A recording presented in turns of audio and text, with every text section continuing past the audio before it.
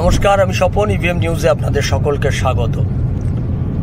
এই মুহূর্তে আমরা চলেছি কলকাতার বাইরে।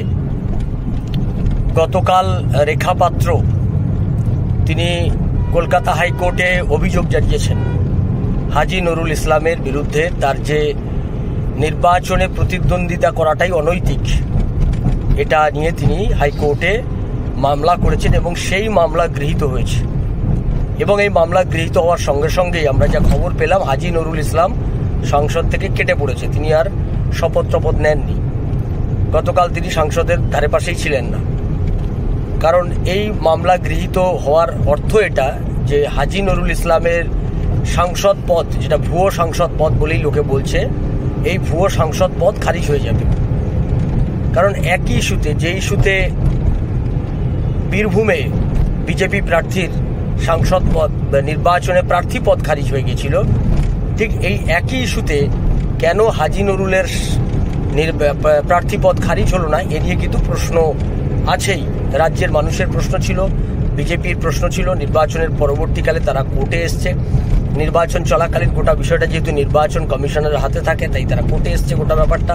নির্বাচনের পরবর্তী সময় তারা কোর্টে এসছে, কোর্টে এসে মামলা করেছেন। কালকে রেখাপাত্র কোর্টে মামলা করেছেন এবং সেখান থেকে বেরোনোর পর তিনি কি বললেন সেটা আমরা একটু শুনিনি।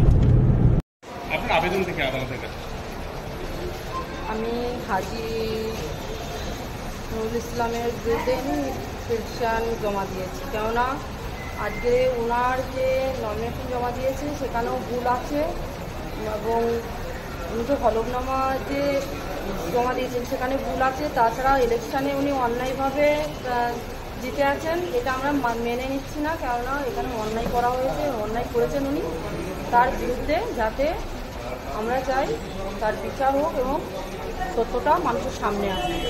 এর আগে দেখা গিয়েছিল মনোনয়নের স্ক্রুটিনি পর্বের শেষে আপনি ইলেকশন কমিশনের অভিযোগ করেছিলেন এবং সেখানে বলেছিলেন যে ডিউ সার্টিফিকেট নেয়নি, 10 বছর হয়নি। এই ডিউ সার্টিফিকেট না নেওয়ার কারণে কি তার মনোনয়নটা বাতিল চেয়েছিলেন? অবশ্যই এটা উনি যদি বিজেপির প্রার্থী, ওনারা যদি এই তৃণমূল সার্টিফিকেট বিজেপির প্রার্থীর বিরুদ্ধে যদি করতে পারেন, তো ওনাদের বিরুদ্ধে হবে না কেন? বিচার সবার পথে সমান হওয়া চাই।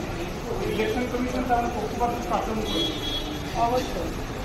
কেননা আজকে দেখুন যেভাবে ওনারা অন্যায়ভাবে যে ইলেকশনটা করিয়েছেন, তারপরও উনি মনোনয়নপত্র যে জমা দিয়েছেন ওখানে ভুল আছে। এই জন্য আমি ওনার বিরুদ্ধে ইলেকশন পিটিশন আমি আজকে এখানে হাইকোর্টে ওনার বিরুদ্ধে ইলেকশন পিটিশন জমা দিয়েছি, যাতে মানুষ জানতে পারে। মানুষ উনি জানতে পেরে গেছে, আর একটু পরিষ্কার করে ক্লিয়ার হয়ে যায় ওনাদের কাছে যে উনি কতটা অন্যায়ের পথে চলছেন আর অন্যায়ভাবে কাজ করছেন।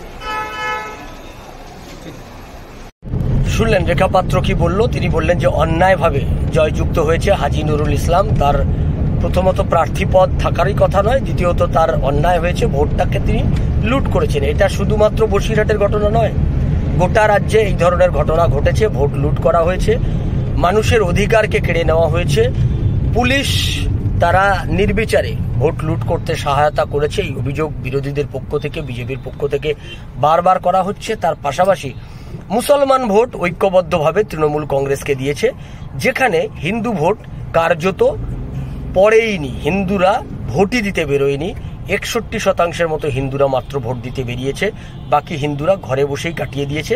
এবং একটা বিরাট অংশের দেখা গেছে যে মুসলিম অধ্যুষিত এলাকাগুলোতে হিন্দুদেরকে ভোট দিতে যেতে বাধা দেওয়া হয়েছে, এই রকম অভিযোগও আসছে। ফলে এই সমস্ত কিছু মিলিয়ে হাজী নুরুল ইসলামের প্রার্থী পদ বাতিল হওয়াটা যেমন মনে করা হচ্ছে যে সময়ের অপেক্ষা, কারণ এটা সকলেই বুঝতে পারছেন যে হাজী নুরুল ইসলামের প্রার্থীপদ থাকার কোনো যৌক্তিকতা নেই। আইনের চোখে এটা একটা বেআইনি কাজ। কারণ তিনি যে নো ডিউ সার্টিফিকেট, যেটা না দেওয়ার কারণে দেবাশিস ধরের তার যে প্রার্থীপদ বাতিল হয়ে গেছিল, সেই একই কারণে নো ডিউ সার্টিফিকেট না দেওয়ার কারণে হাজী নুরুলেরও এই প্রার্থীপদ বাতিল হয়ে যাওয়া উচিত।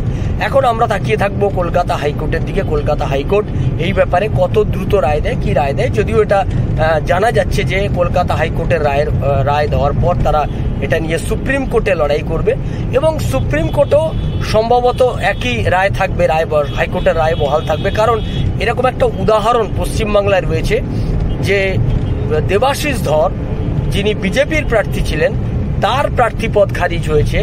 তাহলে ওয়াই নট হাজী নুরুল ইসলাম? এই প্রশ্নটা কিন্তু থাকছে। আমাদের এই সমস্ত বিষয়গুলোর উপর নজর থাকবে, আপনাদের নজর থাকুক। ইভিএম নিউজের পর্দায়। ইভিএম নিউজ আপনার কথা বলে।